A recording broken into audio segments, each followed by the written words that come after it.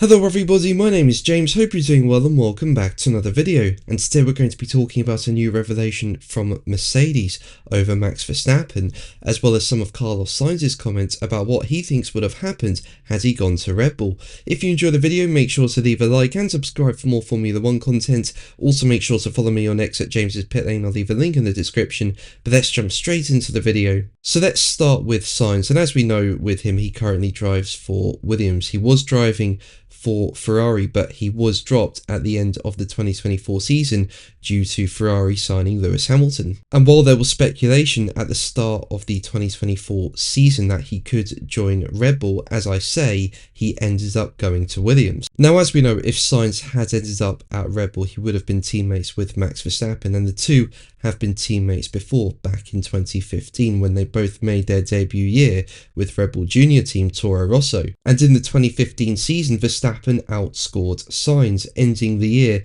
more than 30 points ahead. But in the year since, Sainz has become more of a formidable opponent, and remember, in 2023 he was the only non-Red Bull driver to take a win. Now, as we know, what we've seen at Red Bull over the years is that Verstappen's teammates have struggled against him, especially in 2025. As we know, the Red Bull car isn't the best this year, and we've seen both Liam Lawson and Yuki Tsunoda struggle in the car. Lawson was dropped after just 2 races, and when Tsunoda was put in the car from the Japanese Grand Prix, he's faced similar struggles. But Sainz believes he would have done a good job at Red Bull, and added that his history of keeping pace with Verstappen shows he can race against anyone. Sainz told the High Performance podcast, "I think everyone's having a really tough time being Max's teammate. I can only say that when I was Max's teammate, I didn't have this tough time. I was obviously incredibly surprised with how quick he was, with how he's an insane driver. I mean, he's going to go out to be one of the best ever in history, if he's not already one. But that first year together since then has given me the confidence to know I can be up against anyone." Now, as I've said before, I do think that if Sainz was in that Red Bull, he'd be getting points far more consistently than Lawson did or Tsunoda is currently doing. But at the same time, I don't think Sainz would have got the better of Verstappen at Red Bull.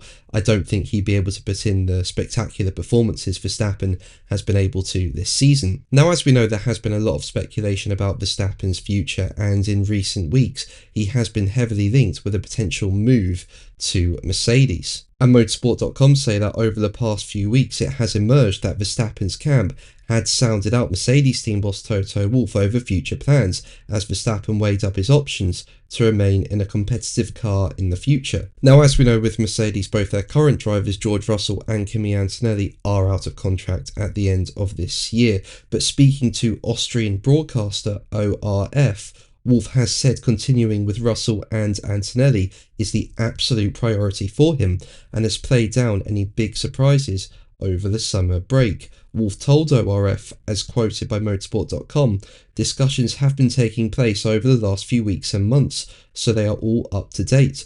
The direction of travel is definitely that we want to continue with George and Kimi. That is the absolute priority, but you can't look past someone like Max and the plans he has for the future. We did that, but I don't think there will be any big surprises." So basically, it looks like, based off Wolff's comments, Verstappen isn't going to be going to Mercedes for 2026. But at the same time, it doesn't necessarily rule out a move for 2027 and beyond, which means there's still some intrigue over the exact length of any contract renewal for Russell, who will be likely holding out for a long-term deal. But my view is that if Russell and Antonelli both sign long-term deals this year with Mercedes, I don't think Verstappen is going to end up at Mercedes anytime soon. I think if he's going to make the move to the team, now's got to be the time, with both Russell and Antonelli out of contract at the end of this year. And if it doesn't happen now and both Russell and Antonelli sign long-term deals, it's going to be much harder for Verstappen to join Mercedes. What do you think? Let me know in the comments below. But that's going to be the video from me today. Thank you ever so much for watching. Make sure to like and subscribe for more videos, and until the next one, take care. Bye.